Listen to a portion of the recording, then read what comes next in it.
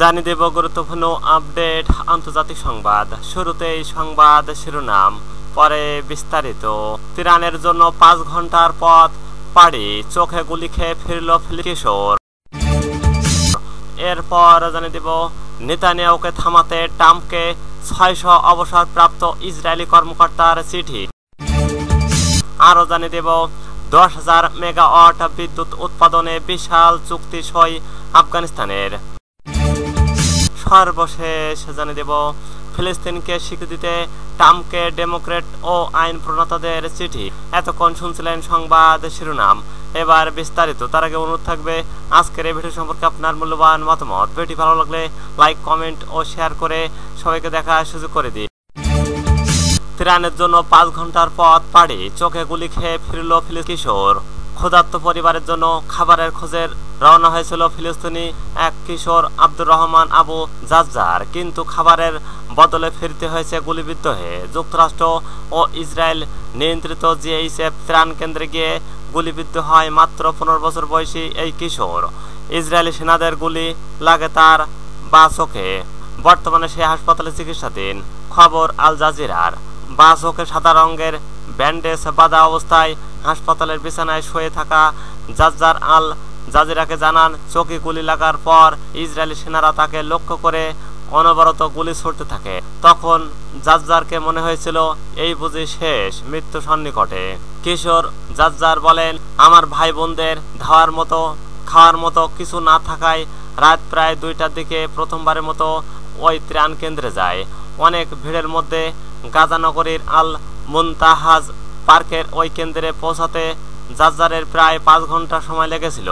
আমরা দৌড়াচ্ছিলাম, ঠিক তখন ওরা গুলি করা শুরু করে। আমি আরো 3 জনের সঙ্গে ছিলাম, 3 জনেই আহত হন। তিনি বলেন, এক পর্যায়ে জ্ঞান হারিয়ে মাটিতে লুটিয়ে পড়ি।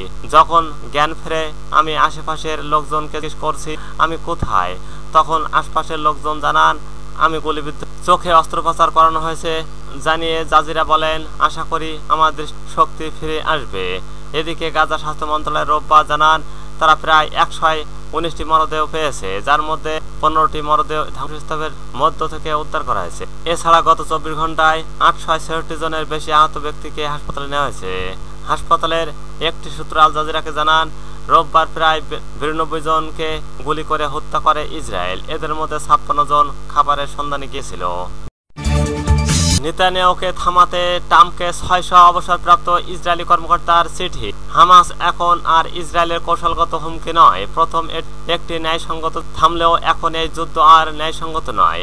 তাই অবিলম্বে গাজায় যুদ্ধ বন্ধে বেঞ্জামিন নেতানিয়াহু চাপ দেওয়া প্রয়োজন। সোমবার 4 আগস্ট গাজা যুদ্ধ বন্ধে নেতানিয়াহু চাপ দিতে মার্কিন প্রেসিডেন্ট ডোনাল্ড ট্রাম্প লেখা এক চিঠিতে ইসরায়েলের 600 জন প্রাক্তন নিরাপত্তা কর্মকর্তা এইসব কথা বলছে।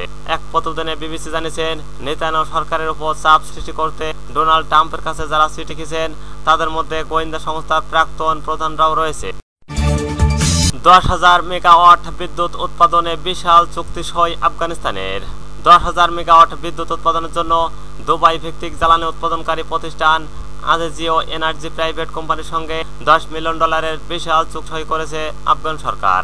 আফগানিস্তানের উপপ্রধানমন্ত্রীর অর্থনৈতিক বিষয়ক কার্যালয়ের এক বিবৃতি অনুসারে দেশের পানি জ্বালানি মন্ত্রণালয় এবং আজিজি এনার্জি প্রাইভেট কোম্পানির মধ্যে একটি সমঝোতা স্বাক্ষর সই হয়েছে। এতে বলা হয়েছে, চুক্তির ফলে 7 থেকে 10 বছরের মধ্যে আফগানিস্তান বিদ্যুৎ উৎপাদন স্বয়ংসম্পূর্ণ অর্জন করবে এবং এমনকি সে তাও রপ্তানি শুরু করবে।